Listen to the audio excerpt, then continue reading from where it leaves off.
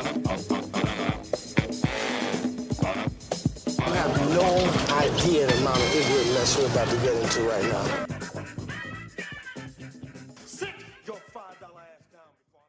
Hello and welcome to a brand new episode of Black on Black Cinema. I'm your host, Jay. I'm here with my co-host, Micah. Hey. And Terrence. What's up?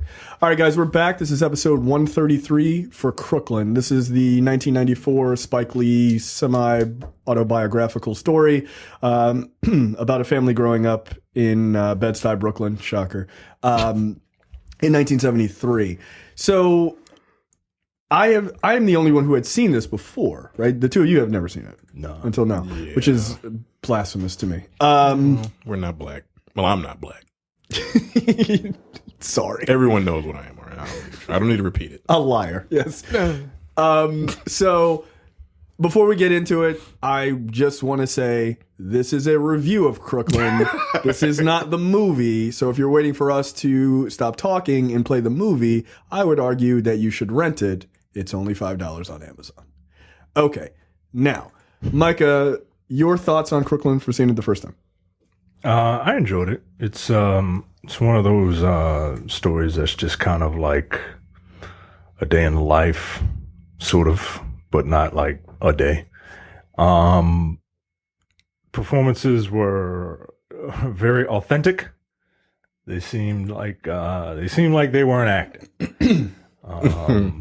Especially the kids. Especially the kids. God damn. Nah, those kids, they just plucked those kids right out of Brooklyn, as far as I'm concerned. Man. It's classic Spike Lee, man. It's got a bunch of, it's just like him holding a camcorder in New York at that time, and it's just a bunch of wacky characters, and centered around this family, and various things that go about that happen in their life. I enjoyed it, though. I enjoyed it very much. And it feels like classic Spike Lee. It feels very different. This was the movie that he did right after Malcolm X.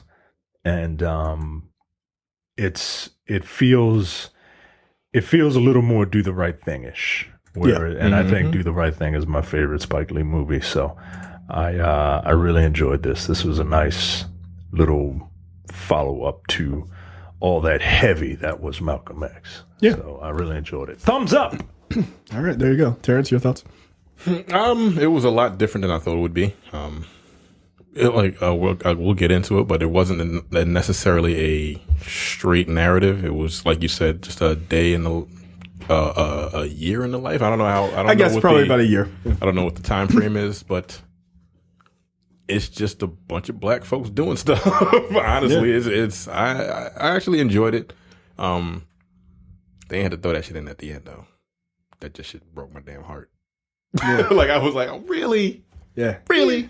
Every life has tragedy.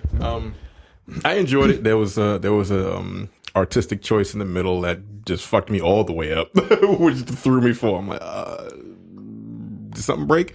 The acting was fine. Like the kids, I got nigga ass cousins, as a kid. Like they were all the boys, man. Them little niggas, they got on my goddamn nerves. They were, they were little boys 100%. Again, I don't think they were acting. I think they were just like, just do what you normally do, just in front of the camera. And I'm like, okay. Yeah. And just running around like a bunch of just nigglets. But overall, I enjoyed it. Delroy Lindo, he played his part. Mariah was great. Alfre Woodard. That's how you know, by the way, that an actor really is like doing well in a role where you just start calling them the character name. Yeah, it's a good movie. Like I can't believe I've never seen it before. Like maybe because I don't know why I've never seen it. Just never really. Yeah, I'm surprised. I've always seen it like on TV, but I never like watched it. Yeah, Crooklyn on TBS or whatever the fuck channel was playing Always. on. But I never actually watched it. But yeah, it's a good movie. I would recommend it if you've never seen it, which you probably all have seen it. I'm the only nigga that hasn't, aside from that dude. The two of you. It's good. I'll give it a 4 out of 5. So for me, again, I had seen it before, but I haven't seen it since I saw it in theaters in 1994. I was 14, so it's like forever ago. It's not what I remember. Like, it is and it isn't what I remember. I remember in my old adult brain, that it was a straight narrative film. So in watching it, I'm like, when's the narrative start? Like, you know what I mean? Like I was waiting for that. Like, okay, there's a couple of sort of like almost like vignette parts, and then it goes into like what we would know as a normal narrative in a film. But it never did that. And in those type of film, I hate those type of films. Like I really don't like. I know people love Car Wash, but I hate Car Wash because it is just wackadoo characters screaming at each other for 2 hours, and with not even, it doesn't even have a thread of a through line. Like to me, like it's just like we're all in one place and then we'll just act weird. Like it never connected with me, and that's partially because I saw it much later. I saw it in my 30s and not when I was a kid to connect with those things. Right. This, on the other hand, I don't have that same viewpoint because I actually like the characters. And while the through line is more pronounced, it's still very much vignettes and what have you. But I found the characters more interesting. And I think it's because there's also less characters. Like in Car Wash, there's so many characters. And I'm like, that they try to give like a meaning spotlight to, yeah. Right. And I'm just like the hooker in the bathroom, and then like the random dude over here and the random dude over, like it just, nobody was really connected, where the kids are connected to the parents for logical reasons, and the kids are connected to each other for logical reasons. So even when it's just about the kids or just about the parents or those two sets of characters together, that all makes sense. So you can kind of follow it. So it's not as wildly disconnected. But I loved it. Like I thought, I mean, the soundtrack is a character in and of itself, right? In the movie, which I thought was kind of fascinating because like every scene has a different song, which is kind of wild, but it does. Like it literally, like each scene's maybe about 5 to 10 minutes long, and then the next scene, it's a brand new song. I'm like, yo, the cost for the rights for the music for this movie must have been half the budget. And the songs were right on the nose. They were kind of like, oh yeah. No, it definitely. Okay. This was more of a Lee Daniels-esque style of doing the music. You know what I appreciate it? That there wasn't a bunch of loud ass jazz just playing over while people are talking. Like, just turn it down. Just turn it down. Now just he a did the little soundtrack. bit.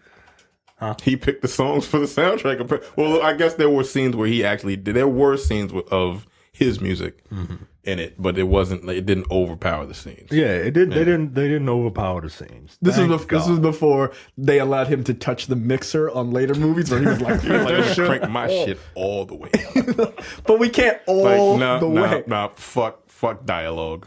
No. Right. It's like, you could just have them not speak. He's like, no, they need to speak, but you just can't hear them. Like, that's what I want. That's an artistic choice. It's odd. But yeah, the music, I think, is super important.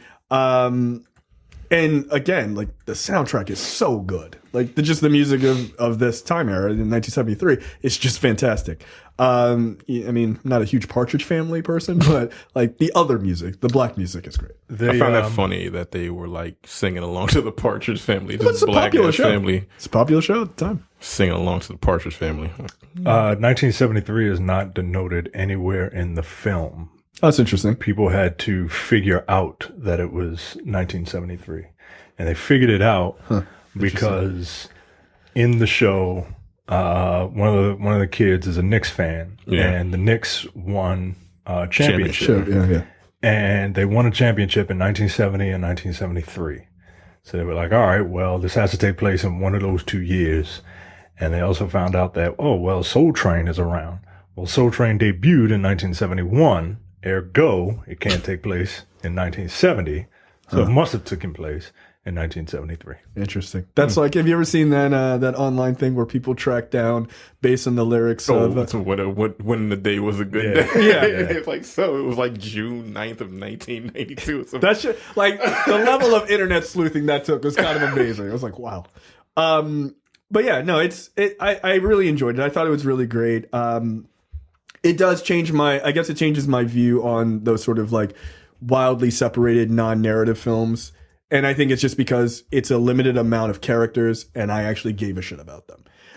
The other part, before we kind of get into it, the other part that I really liked is it's just nice to see black people just being black. Like, there's not any major, like, they've got to overcome these things. Like, just being shown as just being human. And I always think that is, for Spike Lee, for all of the things I like about him and things I don't like about certain movies that he does, cough, Chirac, he generally just shows black people being black. And I think that's important. And it's often not what's shown in films. It's like black people having to overcome these massive circumstances, or black people being treated horribly, or, whatever. It's never just like, it's a black family. Like, that's it. Like, yeah, they have financial problems because, they're an American family and they're, on a certain socioeconomic scale. But it's not like they got to eat like old cat food to survive type of shit. Like, they just like, yeah, like they're just black. And I appreciated that. So it was kind of cool. And also they own a brownstone in New York, which is wild. 73. Yeah. A little less. Yeah. But it was funny then. because my wife used to live in Brooklyn and she's just like, yeah, that house would be like $1.5 million right now, right. At a minimum. They own the brownstone and they rented out a home to help pay for the rent. Right. Right.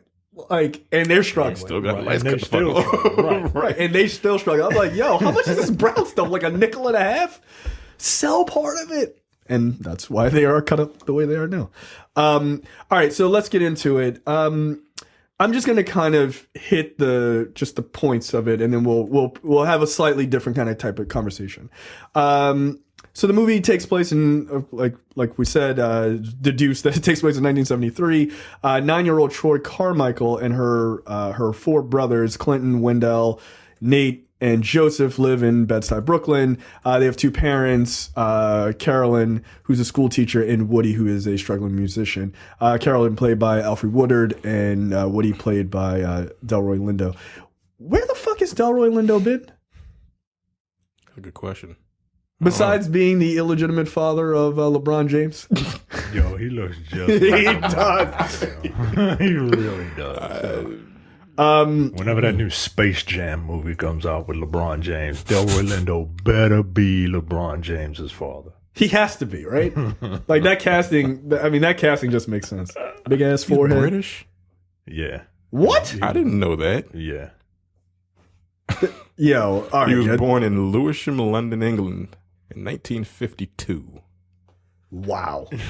I have seen Delroy Lindo in 1,000 movies, I've and I never heard his accent. Does he have one? Did he move here? I think he does have a very slight accent, but it's so similar to his American accent that you don't even like. You have to hear it. It sounds just like his American accent. It sounds like an American doing a bad British accent. Hello, Governor. It's me, Delroy He Lindo. moved to San Francisco when he was 16. Right. No. When he was 16, he moved to at age 24. Yeah, so he's been in America since he was 16. Yeah, so he should So definitely have He an has accent. an accent. Yeah. Yeah. Wow, that's really weird. Fuck, Yo, this nigga has been in 100 movies. I didn't know. And I've never heard him speak. Have I ever seen him in an interview? No. Probably not. Look, Delroy, if you're watching, and we know that you are, give us a call. Yeah, we'll do an interview with you only if you use your real accent. That's fucking wild. I did not know that. That's crazy. Bizarre.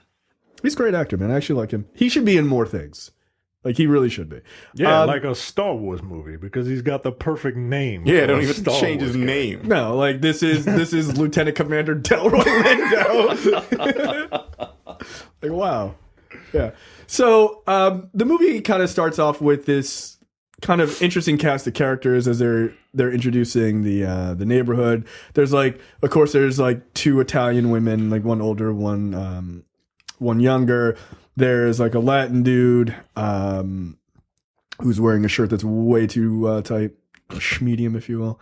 And it's just showing, and this is one of the things I liked about it. It's just showing these kids as, I mean, they're like they're playing all the games that people play back in the day. They're playing like basically like stair ball, like where you throw the ball against the stairs and you try to catch it or whatever, playing baseball against the stairs, like all that shit. Like, I don't know. It feels like really nice to see black people just living and it not be in turmoil.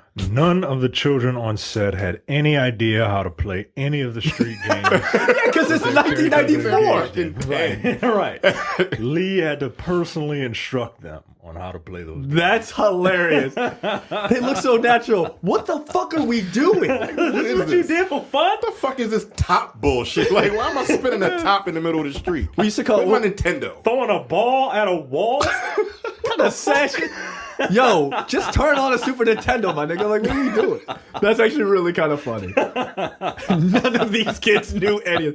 Like, that's really funny. We used to call that one game that we were playing. We used to call it Skelly or something like that, where you take a top, like from a soda bottle, and you put like some sort of putty in it, and they were like playing on the street. Like, but that's a game. What the fuck are you talking about? Yeah, but that's a game like I haven't seen in fucking, what am I, 38? Like 30 years. Like, yeah, it's crazy. One of the characters that they show is this white dude. He's kind of a weird guy with these like big Coke bottle glasses, and he yells at the kids about like throwing trash in his area. Incidentally, if you don't recognize that character, he is the guy who gets killed, quote unquote, last by John Matrix in Commando. Sully? Yeah, Sully. And he's also the guy who says like, "Warriors, come out and play." Like that's him. That's the same guy. And he's also the guy. Yeah, and he's also the guy. He was in Malcolm X too. He was the shitty teacher who was like, "Yeah, you're not really gonna be anything, so fuck off." Yeah, I think he's also the guy. His name is Ben Mankiewicz. He looks like Ben Mankiewicz. Come on. No, he doesn't. He kind of does, man. He kind of looks like Ben Mankiewicz to me. That's hilarious. What is his name? He looks like Ben Mankiewicz. Oh, that's funny. So yeah, you just kind of see Troy and her brothers and everybody else running around the neighborhood. Then we get a couple scenes of the family together having again just a black ass dinner. They are putting way too much sugar in the Kool-Aid. I used to do that shit, man. Yeah, that's a problem. They're just getting diabetes right there. 2 cups of sugar and a pitcher of Kool-Aid. Man. 2 cups. Do you have any teeth left? It takes 1. It says 1 cup.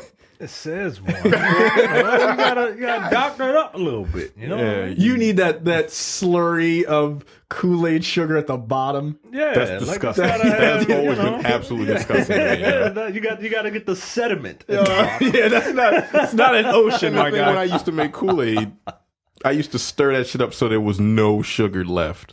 Like it had to be dissolved because like that's gross to me. It's just awful. And then it's a treat at the end. No, You just that's drink all fucking of it up. Yo, and that's then, making my stomach tight. Right? Yeah, that's really awful. Yo, Little known fact about the show: Micah has veneers. yeah. Little known fact. This is true. I have had what, like 3? 18 teeth pulled from my face. Jesus Christ! His dentist refers to him as Kool-Aid Man. Come on in. How many cavities have you had? I don't know how many cavities I've had. No, that's a lot. I've had to have 16 taken out because my baby teeth were, they didn't want them. They were lazy. They didn't want to get the fuck about the house, and the adult teeth had to come in. So I had to get 16 of those. 16, Jesus. And then, and then the last 2 that I had were just horrific.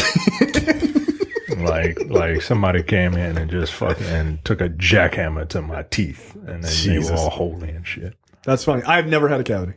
I don't think I've ever had a cavity either. Yeah. Like I'm not a sweets guy. Like, I am. I'm not anymore. I definitely Like I am. didn't put 7 fucking cups of sugar in my goddamn Kool-Aid. I don't even drink. I don't remember the last time I've had Kool-Aid. Oh, It's been a very years. long time. Years. Michael, when's the last time you had Crystal Light? I haven't had Crystal Light in a long time. What do you drink instead of having Crystal Light? Water or flavored water. All right, when was the last time you had flavored Like water? LaCroix. Ugh. Jesus Christ. These are fucking gross. But yeah. Did you have a LaCroix and some turkey bacon? You fucking sell out? And what are those things? Those things that come in like they're like carbonated flavored water with no calories. It's like ice or something like that. Oh yeah, no, in the skinny bottles. Yeah, That's what I drink if I don't drink water. Okay. All right. Yeah, you're weird. Anyway, so then we meet Alfre Woodard and Delroy Lindo's characters when they're sitting down to have dinner with their kids. Just as a side note, Alfre Woodard has so many beads in her hair, I don't know where the hair is. Like, look at this picture, dude. Oh, she has so many. That's like a lot of work. That's a lot of work. I hope that was just a wig that they just put on and didn't just like individually. Not having her sit in the chair for like 3 hours. Fuck that. But yeah, it is weird to see her in this role, not making out with a faux Latino gentleman in the top of a club that's half her age. So yeah, the kids are just being themselves. Like, they really aren't acting. They're just being obnoxious kids and like, I don't want to eat this food. I don't want black-eyed peas. That food looks really delicious, by the way. Yo, I mean, if I got to give it up, I got to give it up. I can't stand black-eyed peas. I hate them. I hate them. You're going to yell that inside your house without closing the window? Like, sorry. Yeah, I don't like black-eyed peas either. I don't like them, man. I don't like them. We used to eat them once a year. New Year's. Yeah, New Year's. Yeah, some goddamn nigga shit. What is it? What does it mean to eat black-eyed peas? Like, what kind of good luck or some bullshit like that? Black-eyed peas and collard greens. Yeah. At the beginning of the year, in hopes of having good fortune. Yeah, because eating black-eyed peas gives you good fortune, of course. I guess. Right. I guess I never had good fortune because I don't fuck with that. Yeah, that shit don't work, so I stopped eating. You needed to not eat black-eyed peas to realize that was bullshit. Well, you know, I'm not a smart man. That's funny. Black-eyed peas and collard greens. Yeah, that's a very. I don't know. That's a black thing. I think it's a southern thing, right? Whatever. I'm not from the South. No, you are not.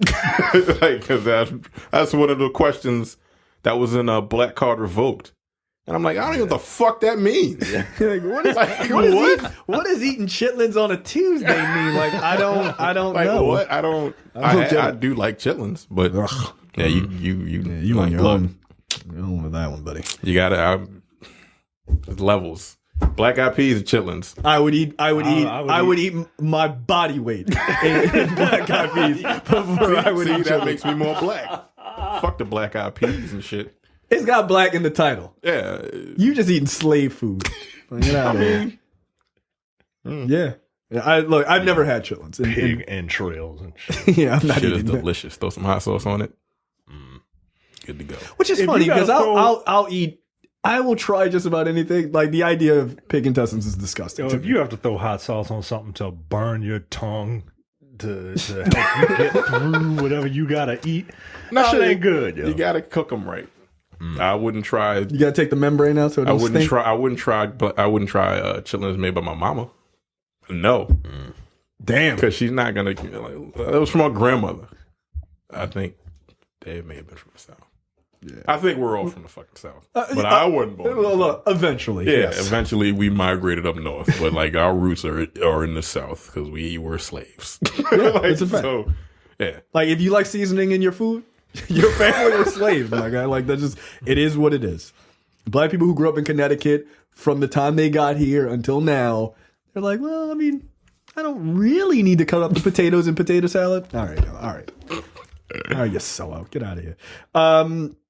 So yeah, they're having dinner, and it's one of the dynamics is Alfre Woodard's character is the disciplinarian, and Delroy Lindo's character is just like the good time dad, the free spirit, yeah, I'm a musician and whatever. Blah, blah, she's blah. like, eat your food, and he's like, you don't have to get ice cream later. I'm like, yo, don't do that. United front, yo, don't undercut me, yo. Don't do that.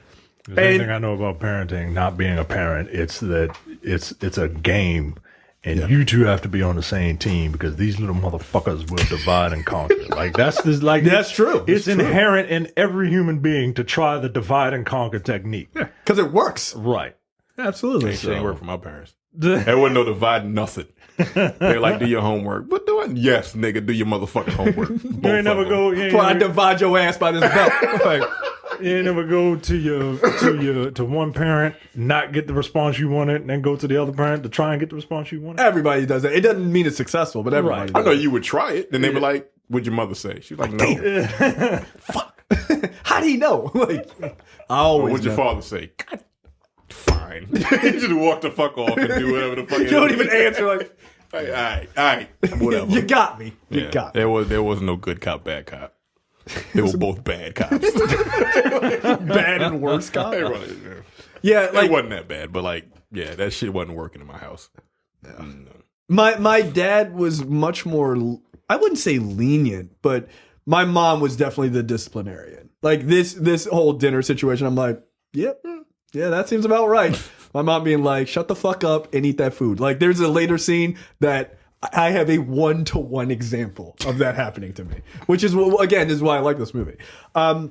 So she's very much like not about the bullshit, and Troy, the little girl, she has her mother's favor, right? Because she's the only other girl in the house, but she also has her dad's favor because she's the little girl, right? The boys, not that they're ignored or whatever, but they're just fucking wilding the whole time. Yeah, like, yo, they're out of control. Fucking asshole. Yeah. Like, ugh. Yeah, it's super crazy. Then a neighbor starts playing music loud late at night. So Delroy Lindo just goes and gets like a fucking African horn. And the horn he called him in to come eat dinner with. Which, by the way, is pretty goddamn hilarious. Like, well, that's dad. He's like... And they're like, excuse me? Like they're on the fucking Serengeti. But he blows that shit into the wall and tells them to like stop playing their music loudly. Then we get a scene of Troy, I would say sleepwalking, but it's more like sleep pissing. She wakes up in the middle of the night and she doesn't, like this doesn't have anything to do with anything, but she just wakes up in the middle of the night and just fucking pees on the floor because she's not awake. And the other kid is like, her brother's like, what are you doing? Wake up. Like, you better clean that up. And she's just so fucking out of it. It's just a funny little kid moment. But the kids were told before the parents left that night, because they were going to Woody's, like, a performance, like, they were told to clean up the kitchen after dinner. And, like, the kids that they are, they just didn't do it. And so mom woke their ass up the next day in what seems wildly familiar to me situation of basically the mom just waking them up, immediately them getting a very light beating and being forced down in the kitchen to clean up because they didn't do it. Like, did they just think they were just going to get away with this shit? Yeah, the kitchen's a mess. Yeah, like you're going to have to clean that shit eventually. But, kids are always like, it'll work out. It'll work itself out. That'll be clean when I get downstairs in the morning somehow. Yeah, nah, yo. She came through like a fucking wrecking ball and grabbed their little asses up. Yeah. So again, Alfre Woodard's character, the plight of the black woman is to be the disciplinarian, especially in this film. So she's got to wrangle these fucking kids. And she the kitchen is a straight up mess. There's dishes everywhere. There's still food in the pots. Like, she is fucking pissed. So she makes them clean that all up. Next we see Troy with her dog, and she's eating tricks out of a box and refuses to give her brother any. He tries to dime her out. She still refuses. And he tries to do the thing that all scumbag kids do. They use their parents as a weapon and be like, oh, she's not sharing with me. And then she's like, all right, fine. And he comes over to try to get some and like saddle up next. And she's like, nah, fuck that. Fuck you. And then the other older brother comes and he just snatches the tricks right out of her hand because he's kind of the fat kid. So he's like, nah, I'm gonna eat these. And then they start fighting over it. Then we see Isaiah Washington's character. He's one of the tenants at the house that they rent to, and he's I guess a former ranger. Just looking at the little insignia he had on his hat, but he's like the coolest black dude in the neighborhood. Yeah, he's a veteran. He's a vet, and which they kind of deal with a little bit of like PTSD kind of with him, which is interesting. Yeah, that one scene. Yeah, they kind of touch on it. as he walks in, everybody's like, "Oh, he's so cool," and everything else. There's a girl oddly eating a tomato whole with salt, which is just an odd situation. I'm like, You ever had a whole tomato? Or at least cherry tomatoes with salt? no, In a Never? salad. yeah, not just. the tomato. You never had that before? Just like cherry tomatoes? I've eaten cherry tomatoes like that, but not with salt on them. Yeah, they're really good.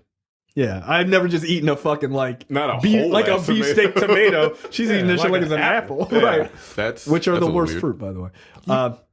You You don't like apples? No, I don't. crazy. Apples are terrible. Granny Smith. You like pears? I do. Yo, fuck you. Get the fuck out of here.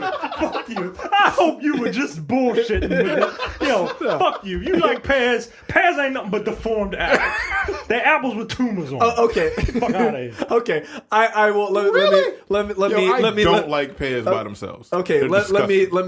me specify more. I don't like red delicious apples. They're disgusting. Like the one, oh, give a teacher an apple, the fucking like super red ones, those are gross. Don't eat What those. about Granny Smith apples? The green ones. They're okay. They're the best kind. I like Fuji apples, they're all right. You ever have a Honeycrisp apple? Yeah, they're okay. They're all right. Why are you so mad? Yo.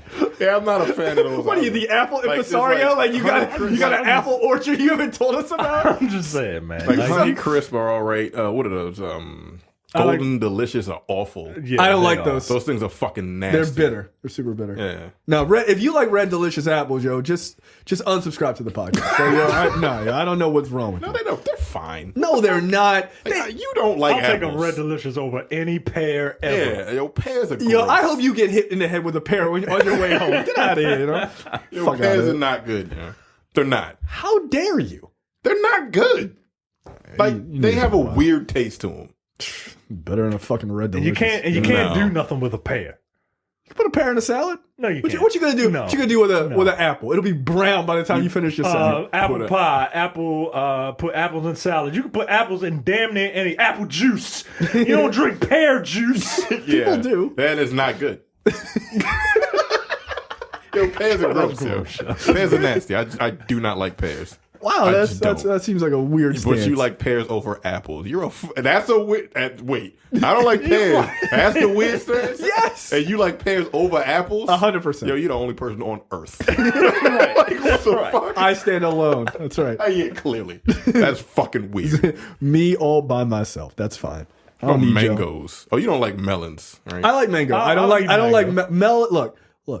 Melon is worse than apples. Melon is disgusting. I agree with Water, honeydew, cantaloupe. I don't like cantaloupe because they all taste the same. Watermelon don't taste anything like those others. No, they don't. Because watermelon don't taste like nothing. Yeah, thank you.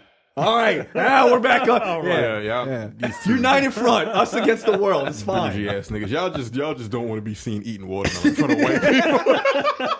I mean, That might be 40% of it. That's the only reason why. Because I can't imagine. Like, I've seen a whole bunch of black folks in our fucking fan group, what is it, blackonblackcinema.com/fans, that Very nice.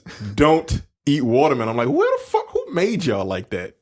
No, but see, Like, I hate water. Like, that's fucking weird, you know? But I don't. But see, the thing is, I don't like melon. I just really don't. Like, don't call it a honeydew because you're trying to come up with the fact that it's a melon. Yeah, honeydew melon. Like, nah, it's a honeydew melon. It's garbage. All that shit. Cantaloupe Cantaloupe is disgusting. Cantaloupe Like, is a virus. You put that in any fruit salad, everything tastes like cantaloupe. It's disgusting. cantaloupe sound like an animal. Like an antelope. Yeah. Yeah, cantaloupe is nasty. Yeah. I do not like cantaloupe. Nah, fuck that. That honeydew cantaloupe, they all kind of that similar taste. Is gross. No, the texture is whack. Nah, get out of here. Mangoes, papayas, those are solid fruits. And mangoes are good. Yeah. Ugh. Pears over apples. You crazy. Yo. Like, I can't, like, that's weird. This is a very odd conversation. Yeah. This is what the show is about, newcomers. That's what it's about. Tangents. All right, so we see a scene of all these girls sitting on the stairs, and what is interesting, and this is one of those things that I think people often forget, is it's a bunch of little black girls, and then there is one little girl who's like Afro-Latina, right? And I think people forget, like, we all used to kind of hang out together, guys. Like, it wasn't all separated and nobody ever talked to each other, you know, especially poor folks. And so they all have this moment. They're all just like sitting around eating tomatoes. Weird. And the little Afro-Latino girl says something. They're like, "You think you cute?" And they all just fucking start ripping into her hard as shit. And then they're all like yelling at each other. And they're like, "Y'all want to play jump rope? Okay." And then it's just like it's over. Like, which I thought was kind of cool. So there is a moment where the one girl says, "Oh, you have good hair," which I thought was just sad. Right? They say that about the Afro-Latino girl. Obviously in contradiction to their own hair, which is just an ingrained thing, which fucking bothers me to no end. So yeah, then it's just about them just being little girls. Then we see Spike Lee's character, him and this other dude. I'm sorry. I'd be remiss if I didn't mention the little boy's grabbing a cat and swinging around by its tail and throwing it on the girl. Damn. I'm like, wait a minute, what the fuck? That shit around like a bolo. Serial killer ass shit is this? That was fucked up. Also hilarious. As I don't respect cats, I found this to be. This kid was like, let's do this. And he just fucking straight threw a cat on a girl. And then, of course, they just get into a fucking fight. And the little girls are not that little. They're actually a lot bigger than the boys, which is hilarious. They do grow up faster than boys. They do. And Troy is right in the front, just straight screaming on these kids. And then two glue-huffing psychopaths come running up to them. One played by Spike Lee, the other one played by a guy with a missing arm. And they start harassing the kids about money. And the kids run away. This cat like that, That shit is fucking hilarious. It was kind of interesting to show these two guys huffing glue like that's their thing. Yeah. Like, because before heroin or crack, like, alcohol and maybe huff and glue were like the main drug issues, like, which isn't that bad, like in hindsight, comparative to like how neighborhoods were destroyed by the crack epidemic and the heroin epidemic. Yeah. So yeah, it's just kind of wild. Like, yeah, let's huff glue. That's the worst it's gonna get. Like, okay, maybe have a couple of drinks. Like, so yeah, it's kind of funny. Then we see a scene of one of Troy's brothers refusing to eat his black eyed peas. Let's call him Micah. And so he's just, Alfre Woodard is standing there like, no, you're going to eat this shit while all your siblings are playing. And again, this is a wildly familiar scene to me because I was forced to do that when I didn't eat, I think they were navy beans or white beans of some sort, Catalina beans or something like that, when I was a kid. I didn't eat them for dinner, so my mom saved them and heated them up and made me eat them for breakfast. And then my reaction to eating them was very similar to his, which is I made myself sick and threw up on them. Oh, well, okay. But of course, Delroy Lindo's character, he brings home ice cream sandwiches and is like, yay, we can have these. And he's like, hey, don't worry about your dinner. And I'm like, nigga, united front, my guy. What are you doing? You're just a bad father at this point.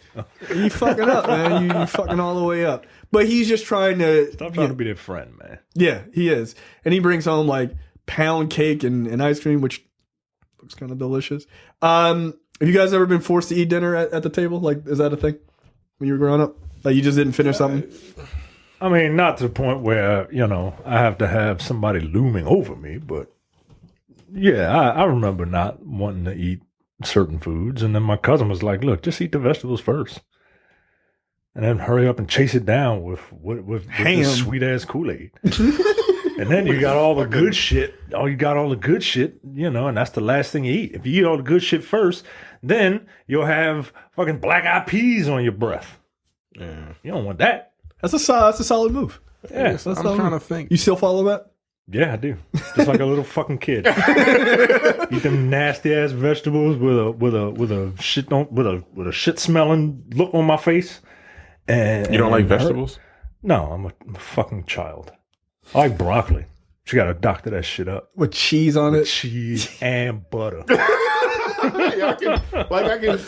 you are a 4-year-old. So I'll just fucking steam broccoli and throw a little bit of salt on them. No, yeah, I prefer vegetables to fruit.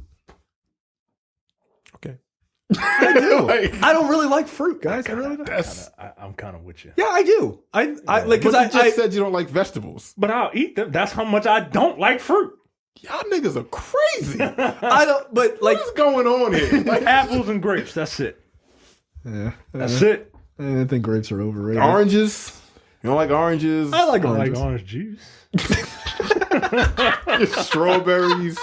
I like Grapes. strawberry juice. Strawberry juice is awful. I don't like strawberry. Just straight like no, I don't think there's such thing as strawberry juice. I'm sure there Unless is, it's like strawberry Kool-Aid. I'll drink. Like it's always mixed a with strawberry something else. banana Yeah, smoothie. exactly. Nigga, that's ice cream. Get the fuck out of here. I love that. I like strawberries, bananas, watermelon, oranges, apples. Nah, I love I'll fruit. take Grapes. broccoli and peas and string beans and collard greens. Actually, I all like day. vegetables too. Like Yeah, I'm never going to be a vegetarian. That ain't gonna happen because I love meat too much. But like, yeah, I'll eat like. I don't like navy beans. There are certain foods that I just can't eat. I like beans. Like I don't like any bean.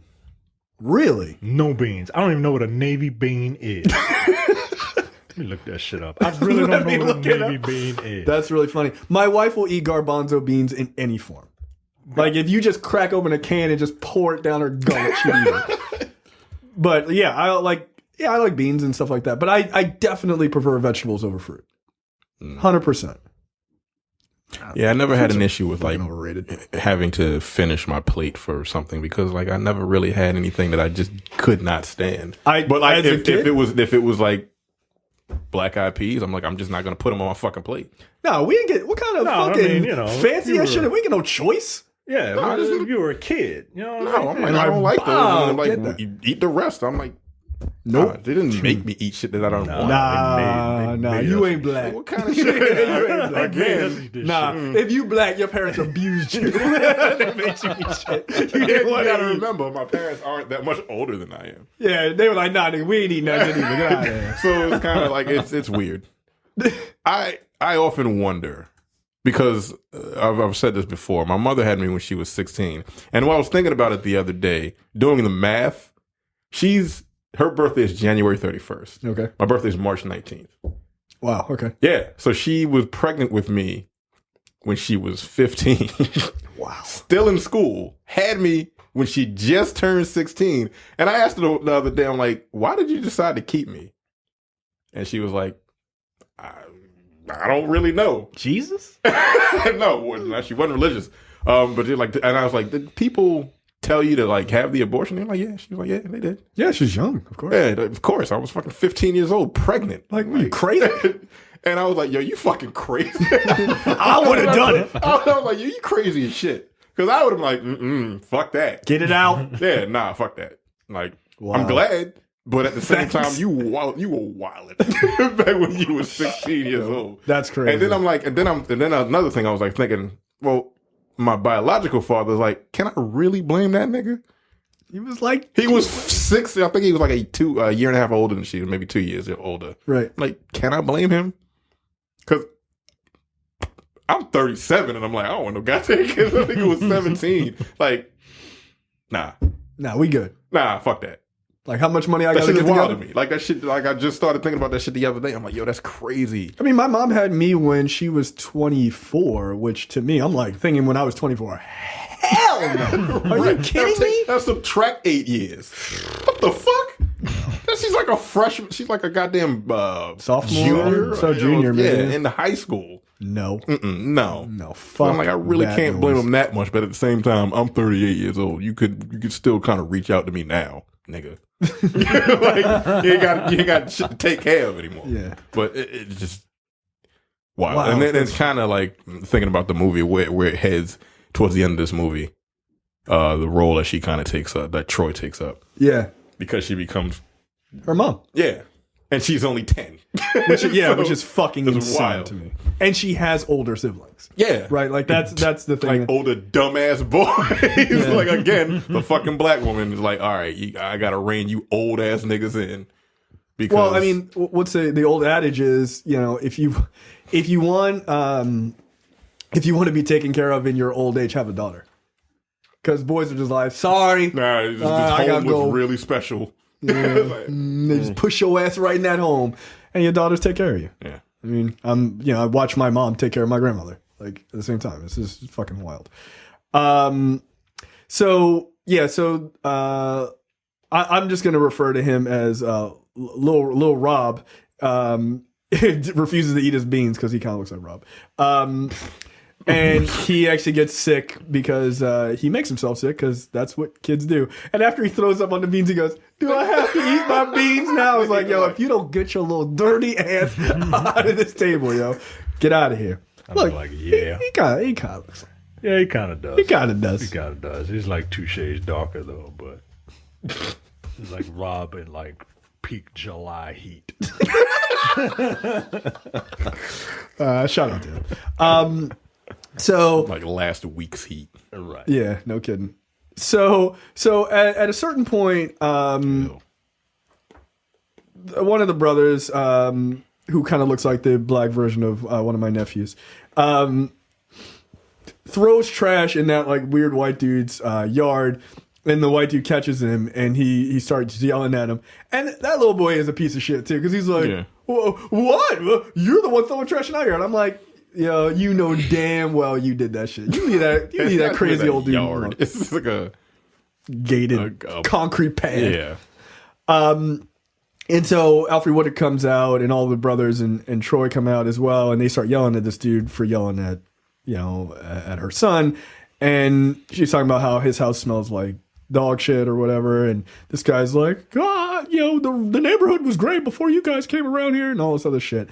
And then Isaiah Washington comes down. He's like, "Look, man, you need to calm the fuck down." And the guy's like yelling or whatever. And Isaiah Washington was just like, "Nah, fuck that," and just punches him in the face. I mean, that feels fine. I didn't have an issue. I mean, he didn't have to hit him. Granted, like the little nigga did throw trash in his yard. Yeah, no, look. His, There's part of me that sympathizes with this Right. white man. I'm like, "Yo, don't litter in my yard with my concrete pad." I'm very upset by this, but I'm not really trying to get punched in the face by a young Isaiah Washington. Like, fuck that. I saw blue Caprice. Get out of here. Then we get a scene of a very happy Latin man who clearly doesn't realize RuPaul has a penis, or does, and is okay with it. And it's a really weird scene of them dancing in a bodega. I think the scene doesn't really mean anything, except for it is a really wildly shot, actually really cool shot scene of Troy walking into the store and standing there while this is going on. It like, I don't know, it's just weirdly a beautifully shot scene. I don't know. There's something about this scene that I find to be just interesting, because it's just this, like, what the fuck is going on over here? And this little girl is like, what the fuck is going on? Like, is it her like looking at this and saying like sexuality, maybe? I guess, but at the same time, No, kind I of think wondering she's looking like, at it on face value. What the fuck is going on here? Well, this woman is tall. face is This like- woman is tall as shit. When people say, oh, the city is a character. Oh, New York is a character in the movie. Like, scenes like this This are is the where it is. reason why people say stuff like that. You know Yeah, but what I mean? like, you ever been in New York, like walking around, like, Yeah, like yeah, this like shit is, Yeah. like this, like, yeah, that could happen. Yeah. I believe it. So yeah, it's just an interestingly shot scene, but I think it's just her. It's even shot low, so to give like almost a child perspective of just like this weirdness. And she's there to order, like, to get some candy or whatever, and she can't even look at the guy she's ordering from because she's just handing him like food and money behind her back because she's just so fascinated by the situation.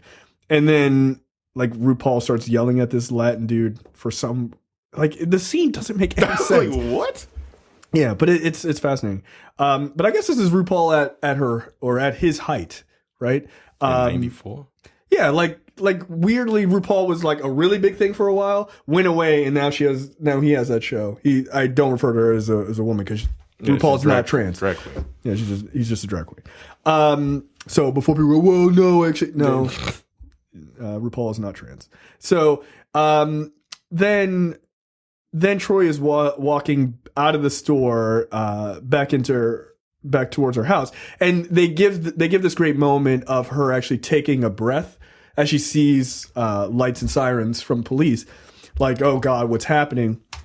And you find out that she just wasn't there when Isaiah Washington is just getting arrested for punching that dude in the face.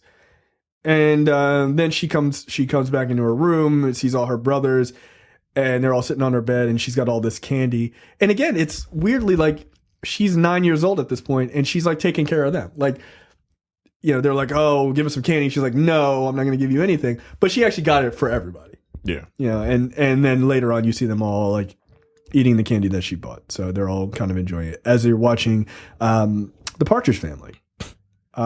Which at first I was like, who the fuck are these people? And then I was like, oh yeah, there's that redhead guy who became a crazy person when he got older. Danny something. Danny something, I can't remember. Remember he had like a TV show? Danny Rorschach. Yeah, he kind of was like Rorschach. Yeah, he kind of What the hell does. is his name? I forgot. Danny Partridge. Was that his name? Sure. I don't fucking know. Yeah. Then there's a scene of Troy and her friend, the little Afro-Latino girl, going into that same convenience store the next day. And the little girl, I guess because she knows the people who run it, they're Latino, they now pay attention to when she shoplifts some ice cream. But then Troy tries to steal some Bon-Ton potato chips, fake ass Utz. And she gets busted, and the guy's like, look, give me 10 cents or get the fuck out of here, basically. And they're like, stop trying to steal from us. And so she feels bad. And then they kick her out, and her friend's like, yeah, I got this free ice cream. And she ain't even share with her, which was some repugnant shit, I thought. Got me all hemmed up. Then we see Troy trying to come into her own by stuffing toilet paper in her shirt to help with her little bug bite boobs that she doesn't have. And then we get one of the more pivotal scenes, I thought, in this, which is Delroy Lindo trying to write music. He's a musician, obviously, and he keeps bouncing checks. And Alfre Woodard's character is calling him out about it.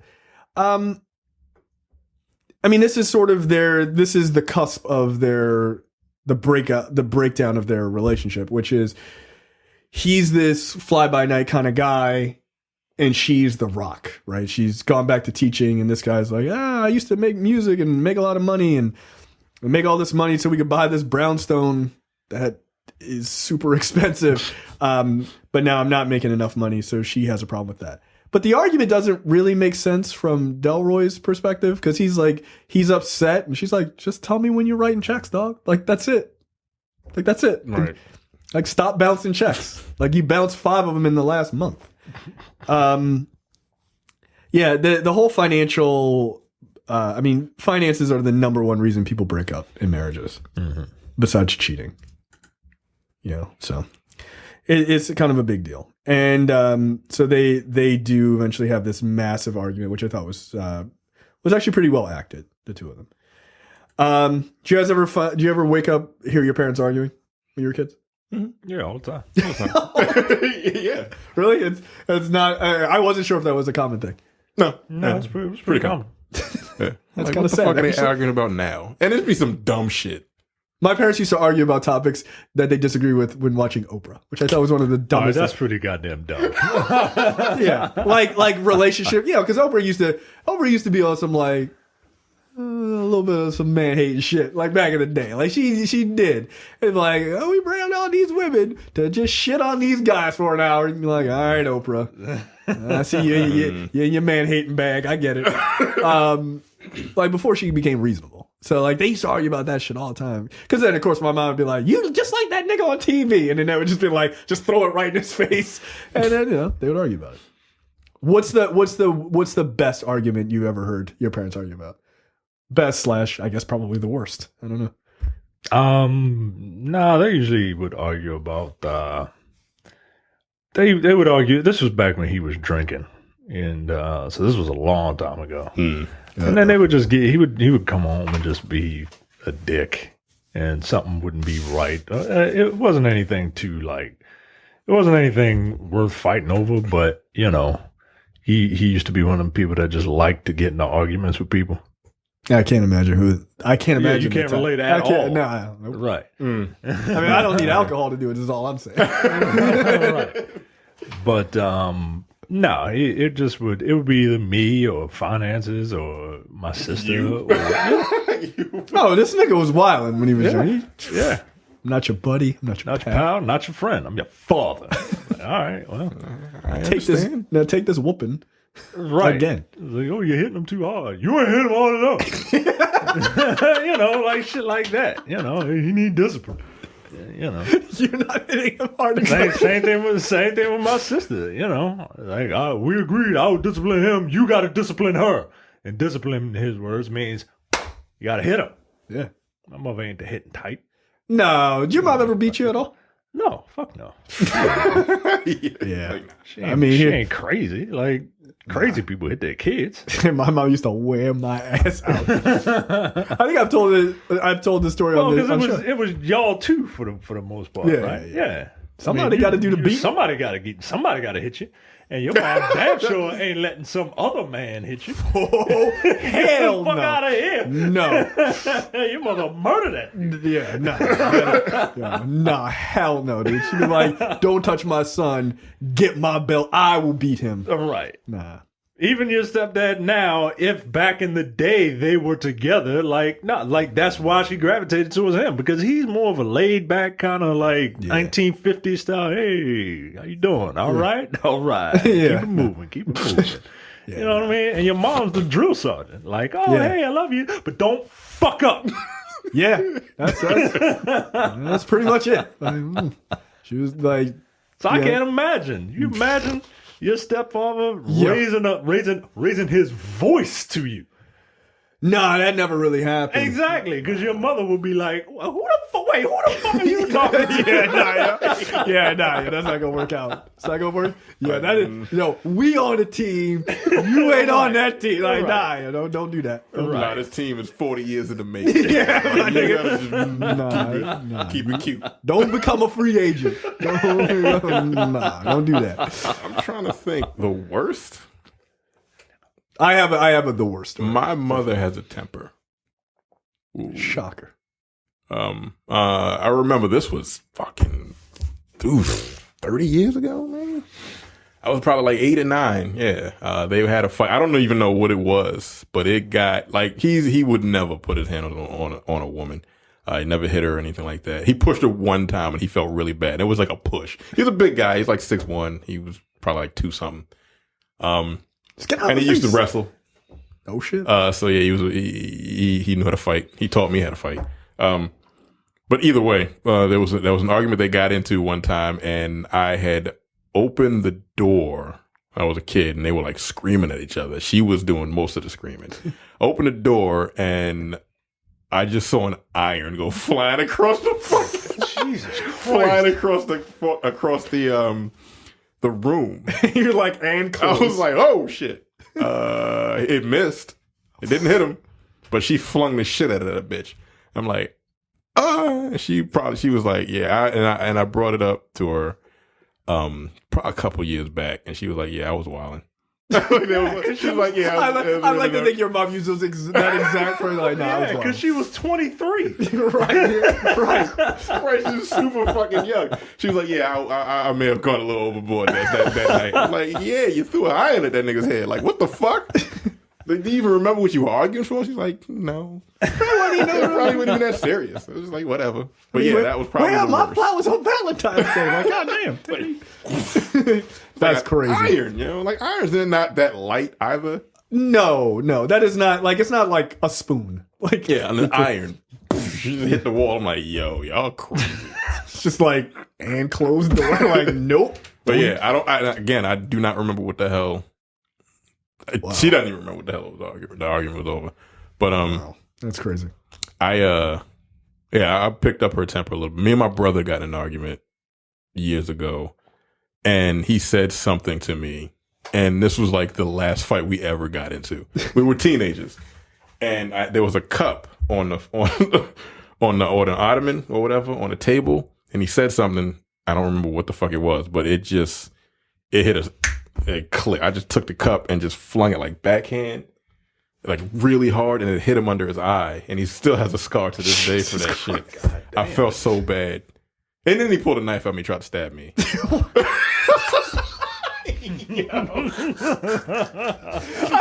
I love that moment where it's like, wow, that's really sad, and then it's like, and escalate.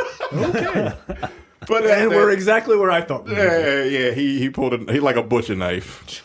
And he came at me with it, and God damn, not even a regular, just I thought it was like a little knife. No, it was like the big knife, and you know the knife set, it was the big knife. Yeah, he pulled that bitch out and came at me with it. I was like, "What the fuck?" And I had to I got him out and snatched the knife. Like, yo, chill, nigga. Like, yeah, but he was fucking bleeding from the bottom of his eye, so I was like, you know what? I mean, you're right. I get it, but like you tried to stab me, yo. Like it was a bad fight. Like it was the worst fight. Yeah, ever. yeah, I would hope so. We got in trouble when my parents got home. We didn't have to go to the hospital or anything like that, but who got in more trouble, you for drawing blood or him for attempted murder?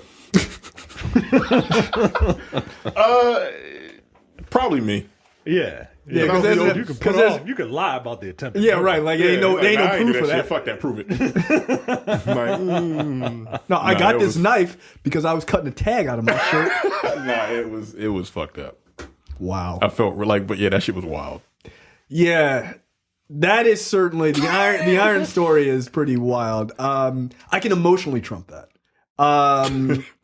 So yeah, not physically. I can't physically trump it, but I can emotionally trump it. I woke up to my mom calling my dad out for cheating. That was pretty wild. Right. I was like, that's not a shock. Good night. You're right.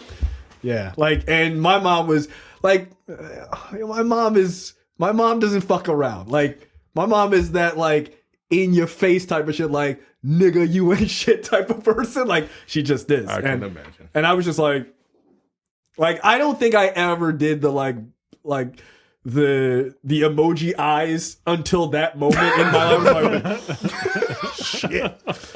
Like, and it was funny because it was kind of one of those moments where I was like, I wasn't even like, oh, I'm so shocked. I was like, that sounds about right. Yeah, no, this nigga's a piece of shit. Like, where you going at 2:30 in the morning, my nigga? Like, where are you going? Oh, I got to go to work. Nigga, get the fuck. No, you don't. You work at General Motors. Get out of here. Fuck out of here. You have a specific time you're supposed to be there. You ain't no overtime. Fuck out of here. So, yeah, parents arguing is in front of their kids is pretty wild. My wife has never seen her parents argue. They've never argued in front of her. I was like, you are from a Brady Bunch ass family. Yeah. Like, that's crazy to me. That's why, like, we don't argue because she's like, she can't deal with that. The concept is just foreign to me. Yeah, like the few times that we have like really like had like major arguments, she doesn't deal with it well, and I'm like, no, this is what we're supposed to do, right? Like, like you got an iron, you want to throw it at my head? Like, what's going on? You know, like I don't like arguing. I really don't.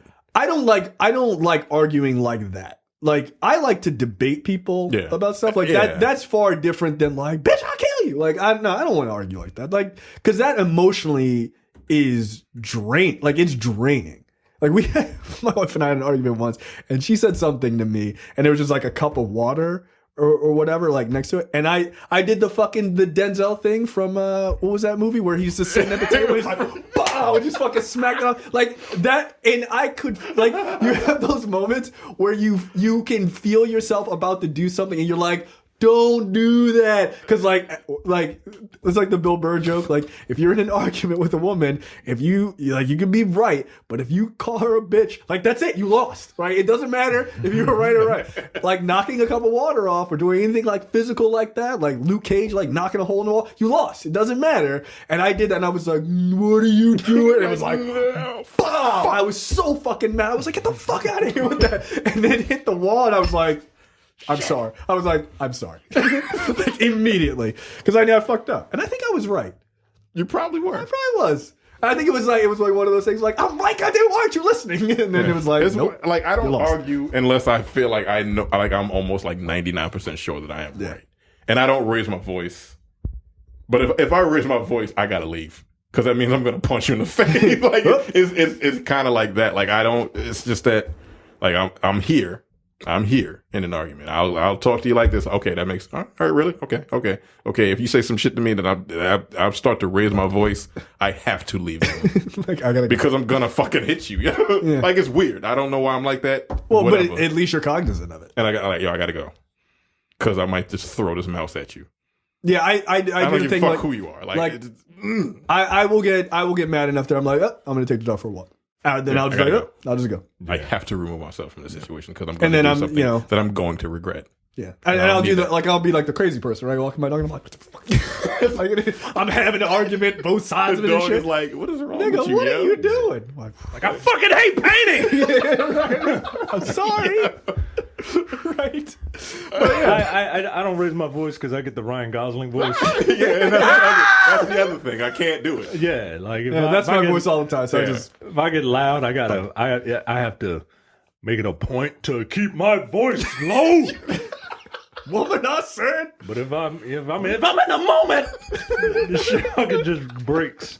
And I won't hit you, but I'll say some shit. I'll hit below the belt. Like, I'll say some shit. Yeah, some that's repugnant like, shit. Yeah. I'll say some shit that just does not, because, I can't keep a secret. I'll throw that shit right back in your face. I thought you were never going to mention that. Well, Yeah, we here now. yeah. And what? And what? Like, I will definitely say some shit like that I know will fucking hurt a person's feelings. I know a lot of shit about people. Like, I'm a human diary. I know a lot of shit, but like, I don't think I'd ever just bring it out in an argument. Yeah, I would. Like, no, you no, can't keep a fucking secret. But like, yeah, like It depends. It depends on. I've certainly never gotten to that place with my wife. Like, no, but like people like I don't care about. right. Fucking like just a machine gun. Done. Yeah, like if I feel like this argument is like this is some like we never gonna talk again shit. Oh, let me just get out this bag of bullshit that I've been storing up on you. Like, nah, fuck that. Absolutely. So then what happens is the kids are watching the Partridge Family and they refuse to turn the TV off. This is happening simultaneously while the parents are having this argument. And then the little boy's like, well, I'm gonna turn the Knicks back on, and he just goes to turn the TV on, and Alfre Woodard fucking like bear hugs his ass, like, no. I said no. And then Delroy's like, nah, just chill with the boy, stop trying to hurt him or whatever. And he grabs Alfre Woodard and trying to pull her off the kid, and he picks her up. And then it just blows up because they are still arguing, and he's trying to get her off him, and he, I guess, I don't know what, like, physically, I'm not really sure what's happening, but everyone's screaming and yelling at each other.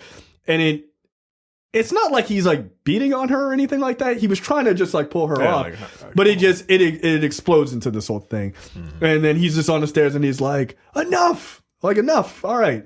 And then she's like, look, you need to leave. And she pulls a fucking Erykah Badu and she was like, call your brother and tell him to come get your shit. And you need to go. And Delroy's like, all right, I'm gonna go stay with my son LeBron. And then he looks just like this nigga. Yeah, this is amazing. See, there's only like 9 different faces, and LeBron is one of them, and Delroy has the same face. So then he leaves, and the kids are forced to say goodbye to their dad for a while. Their uncle comes over. I assume his name is Tyrone. To help, and that's Vonnie Curtis Hall. Yeah. Yep. And so he comes and picks him up, and the kids are really upset. The next day, just like a nigga who fucked up, he comes bearing gifts the next day, and he's like, "I got you these flowers, and bought you kids some candy." And he says, "Look, give these flowers to your mama. Look, I'm sorry." And Woody has a very special relationship with Troy, and he often uses her as a proxy to talk to Alfre Woodard's character, which is kind of interesting. Look, I don't have kids. If I had a daughter, it's a wrap. I would be useless. I'd be useless. I already know myself. Nope. I'd be like, you right. Like, what you want, little princess? Like, that's it. If I had a little boy, I'd be like, look, if you don't get your little ass out of my face, Nigga, I'm trying to toughen you up for life. You know how hard it is? They gonna try to make you eat red, delicious apples out here. Get your shit together. It's like that fucking Chris Rock special. Yeah. That's like, you gotta punch your boy in the face. Yeah. Like, wake up, nigga. Good morning. Like, if you don't hit your kid in the face. Bow! Like, that's child abuse if you don't hit your kid in the face. Yes, but it's true. But yeah, if I had a daughter, I'd be, that whole adage, they have you wrapped around your finger. You're right. They would. Because I'd be like, look, don't trust these niggas out here. That's all I got to tell you. Be your own person. And, okay, I will do anything for you. I just would. I would for any of my kids. But, like daughters, this is a wrap. This is like my mom. Like, it don't matter what the fuck I do. My mom is just like, it's okay. It's okay. I mean, she's still gonna punch me in my chest if I do something stupid. But she'd be like, don't let nobody take advantage of you. I'm like, you're right. That's just the way it goes. Gasping for air. Like, chest still hurts. You all right? You good? All right, we good. Yeah. So, and I like that about the relationship because they really play that up, which I think is smart. I'm gonna jump ahead a little bit. Delroy's back in the house. Didn't take too long. A couple days after Alfre Woodard's character kind of calmed down, I guess, a little bit and sort of realized she still loved him. And the second you come back in the house, I guess like everything is good. They're all like got a couple inside jokes. They're laughing together or whatever in front of the kids. And it's very sweet. That's probably just because they just finished banging for like 2 days. So good for them. Good for them. And so then Delroy tells the kids that they are going on a trip. They're going to get out of Brooklyn and they're going to like get in the car and see some shit. As they're heading out, Con Ed pulls up. Con Edison. And they're like, look, y'all ain't pay y'all bills, so I'm gonna cut your your electricity off. And Woody does this thing that like, this is a classic scumbag nigga move. Like, This is me back before I grew up. He's like, look, I paid the bill. I don't know what happened downtown, but I paid the bill. And the guy's like, oh, do you want me to like, we can just go inside and call? And he's like, nah, I'm gonna go down there. You don't gotta call. And Alfre Woodard's like, well, did you pay the bill? He's like, no, I paid it. But look, you go ahead and shut the power off. You do what you gotta do. I won't get in your way. I was like, nigga, you ain't pay that bill. That shit made me laugh. I was like a lot of excuses. Right. You spent that bill money on your music, whatever thing you're going to in Virginia. Exactly. Get out of here, nigga. That shit was funny. No, I won't get in your way. Like, okay.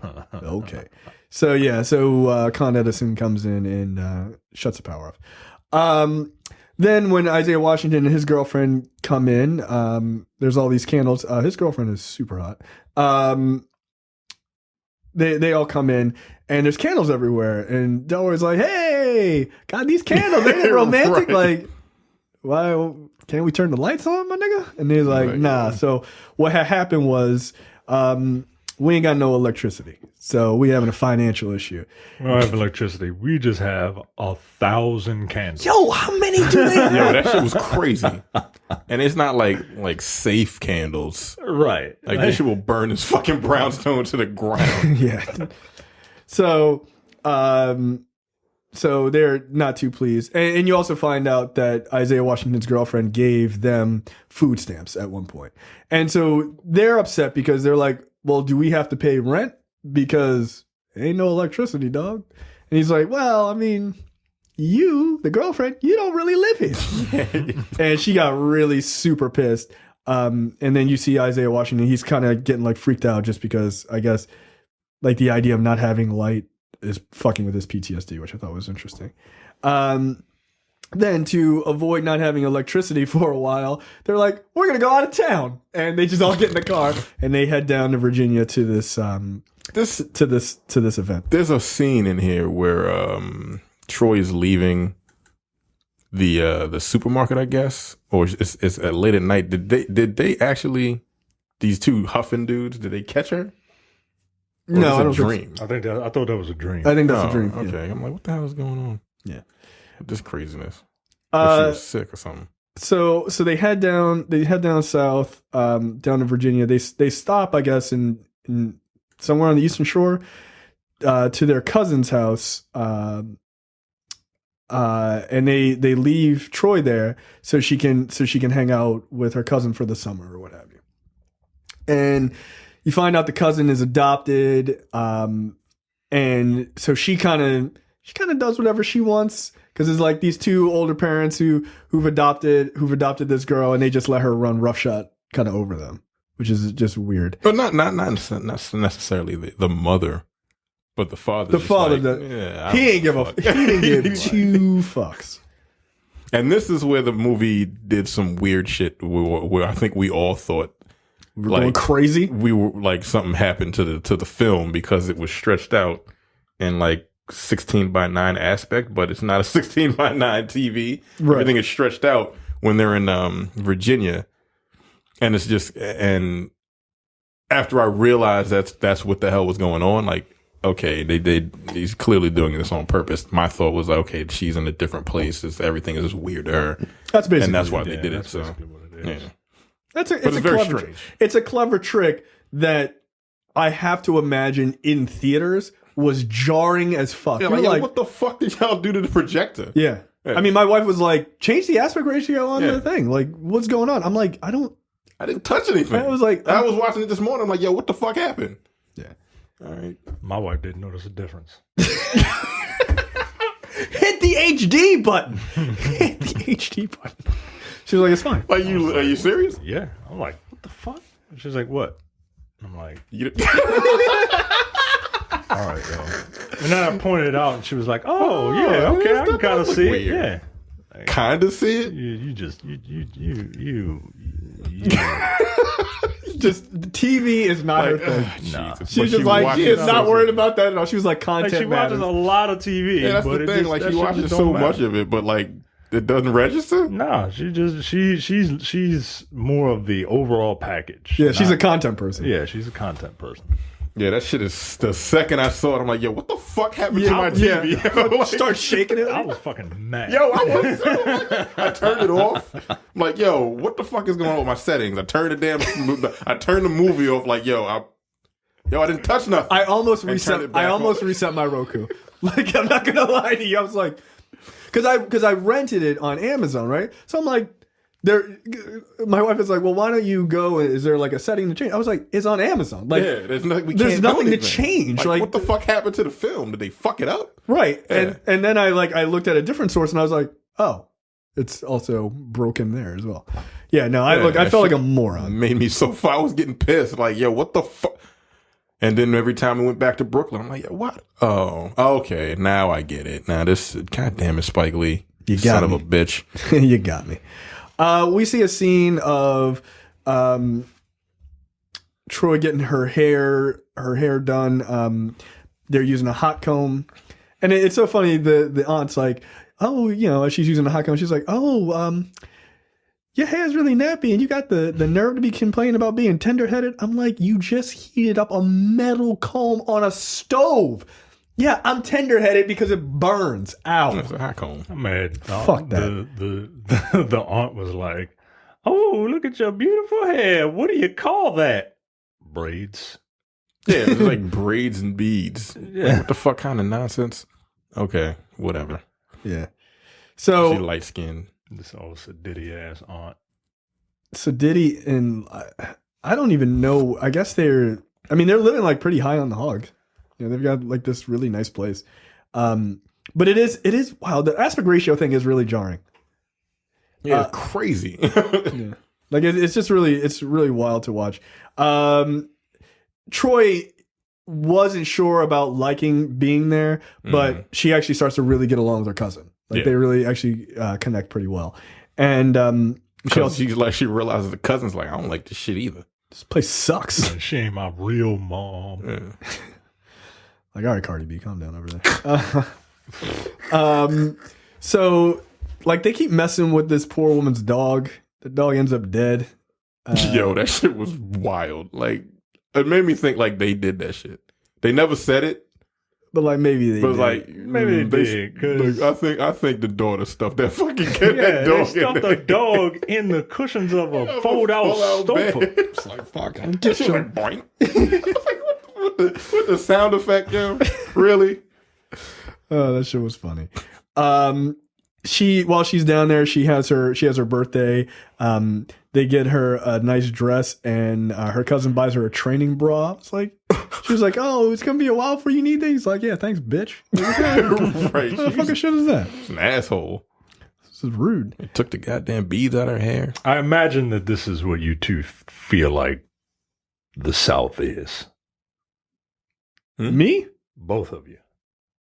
I imagine like when I go to Florida and I say I'm going to Florida, I imagine that. This 100% is what I assume. Assume the South is. Is this not how it is? Not necessarily. No. Isn't it where your wife's family is from? Isn't it? What movie? What movie did you go see when you were down there? Central Intelligence.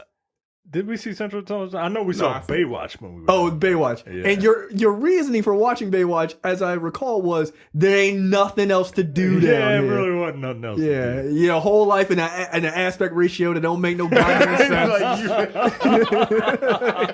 Get out of here. Give me your 16 by 9 life. What's happening right now? That's funny.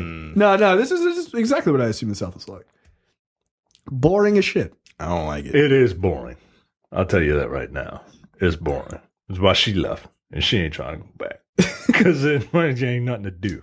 Nah, yo. I'm not trying. Here's the thing. It's not even a South thing. I'm not trying to live in a small town. No. Yeah, no, man. I don't want to live anywhere they're like, well, there's one Denny's. Like, that's the place to hang out. Or there's one movie theater. I don't want to go anywhere where there's one of anything. Yeah. Yo, we have like 12 movie theaters within a 20-mile radius. I need options. That is when I hear people that live in, like, I have friends that live in different states, like fucking Alabama. He's like, yo, the nearest movie theater is 40 minutes away from me. I'm like, well, I'm just not going to the goddamn movies. Yeah, yo. That's crazy, yo. No. I couldn't have, I got one 5 minutes away from me. Yeah. I mean, I guess 10 minutes away from me. 20 minutes away from me. Yeah, I guess probably like me. Yeah. Like a good 10, 15 minutes away. And like, yo, the closest Walmart is 20 miles. Nigga, what? How about where Andy lives? The closest anything is 2 hours away. Yeah, no. That's insanity to me. No, fuck that. You got to move. Bro. No. I have two Walmarts that are basically the same distance in the opposite directions. Nope. It's insane. Yeah. No. Like living in a small town, that's maddening. Like my wife grew up, part of where she grew up in Pennsylvania is kind of like that. It's like a real small town. No. That's like a nightmare to me. Yeah. No, it's a nightmare scenario. Fuck that noise. So back in Brooklyn, I'm sorry, I just looked up where Winnemucca is. Oh, it ain't nowhere. Yeah, ain't nothing really over How many here. houses are in Winnemucca? 7? Yeah, really ain't nothing over here. It probably says Andy's house on fucking Google Maps and shit. They have 2 places to eat off of a highway. It was like Highway 66 or Route 66. Highway 80. And one of them is called The Griddle, and the other one is called The Pig Barbecue and Pub. So, yeah, ain't really nothing going on in Winnemucca, Nevada. That's why he's always on Facebook, trying to find friends. Ain't nothing over there. Move, Andrew. So while down south, Troy receives a letter from her mom, and she's like, hey, telling her about the neighborhood, and it's kind of flashing back to Brooklyn, and everything looks normal. And they find the white dude just throwing trash on their lawn or on their stoop, and he's only doing it as, retribution. But they're like, look, stop this shit before I fuck you up, basically. So everybody's having a good time. The family's having a great time. And, Troy obviously misses being there. And one of the nights that Delroy Lindo's character has his big music performance is the same night that the Celtics played the Knicks, and the Knicks won the championship. And so the oldest son missed it because he was at the event. So he was really upset. And to Delroy Lindo's character's credit, he was like, he felt really shitty about it. But Yeah. But yeah, so I was like, it is, kid. okay. yeah, I don't know, man. I don't know. I guess if I found out that was like the one thing my kid really liked, I'd be like, go to the game or stay home. Like, I mean, did he make him feel bad for going? yeah, but the kid missed seeing the game. No, I thought I guess he did go. Yeah, the kid didn't go to the game. All right, yeah. I see what you're saying. Like, he could have been at the game. I'd be like, look, go on to the game. Like, you ain't gotta make your kids suffer through that shit. Like, yeah. Like, you're going to do 1,000 performances. Like, the Celtics, or excuse me, the Knicks are only going to win 2 championships ever. But yeah, he probably thought, the Knicks are good enough. They'll win next year. Yeah, well, should probably thought about that one. The Knicks suck. The New York Knickerbockers. Which that name seems offensive. Sounds racist, doesn't it? Yeah. Yeah, Knickerbockers. I'm sure some racist was like, I'm not watching the Knickerbockers play basketball. I'm like, all right, don't do that. Pipe down, Donald. So then cut back to the South. What I assume is Micah's wife's family's neighbor is searching for her dog out there. She can't find it. And they eventually find the dog is dead inside the couch, which is really fucking sad. What the fuck? And then she flips out. Like, that poor woman is just distraught that her dog died, which I understand. So then Troy is heading back to New York on a plane that her uncle is paying for, and her cousin is running next to the car like a total fucking weirdo. Yeah, that scene. Tristan, has like, bye. Like, she's not even running fast, and the car's not really moving that quickly. He was driving really slow. Like, why are you fucking prolonging this girl's pain? Like, why? Like, come on, man. Like, there's a back seat. She could have rode in the car too. Right. They were like, nah, you stay home, and you help bury this other dead dog. And so that little girl is sad. Troy gets off the plane. Her aunt and uncle are there. And so they actually tell her, like, actually, we got to make a stop, and they have to stop at the hospital because her mom is in the hospital because she is dying, and they don't really say why until later. So, yeah. And so she's not doing well, and life is really fucked up, and then we find out in a really fucking sad way that she passed away. It was like she's in the hospital. They go home, and then the father comes and is like, "Yeah, she's got cancer." Oops. And they're like, "Wait, what?" And then like the next scene is like the funeral. I'm like, what the fuck? Hold up, that was okay. Yeah, I mean, it sucks because the way that it's handled is. I actually thought it was really, really well done because they really focus on the kids' responses. Yeah. And they focus especially on Troy's response and how she keeps it really fucking rock solid. And the other kids, you know, have their moments of breaking down or what have you. Look, we ain't doing a show for 2 fucking weeks when my mom passes away if we still doing the show. I won't be capable of that shit. Sorry. I wouldn't even... Yeah, blame you. What the fuck? No, I'm just saying, like, my mom and I are that close. It'd be like, oh, we got to record. No, I'll see you niggas in 2 weeks. Like, or a month. Like, I'd be like, I don't want to do anything. 2 weeks, 2 weeks, maybe 14 episodes. It would probably be a while. I'd say I'd have to take a break. I would. Yeah, that makes perfect sense. Yeah. Like, if my mother, like, nah, I'm like, no, I'm not doing this shit. I'll be back in a month. Yeah, I'll see. Like, seriously. No, you guys had to figure out. And I'm not letting you into my house. You figure out how to record it. You goddamn self. I editing nothing. Leave me alone. Yeah, no, I would be pretty distraught. So I can't imagine what it would be like to lose your parents at 10. Yeah, I can't imagine. Or like I have friends who've lost their parents at like in their 20s. Like, you know, where you're definitely old enough to have like had a real relationship with your parents. Yeah, and then lose your parents. Like, no. I was my father when I was 2009. I was 28. Yeah, that's rough, man. I can't imagine. Like, now, if like my dad died now, I would just be like, we should do 2 episodes. I don't care. God damn. I mean, look, I'm saying it for dramatic effect for the show, but I'm not lying. I don't give a fuck. I remember my mom was like, would you go to your father's funeral? I was like, yeah, I want to make sure that nigga dead. Like, who cares? It's a piece of shit. Who cares?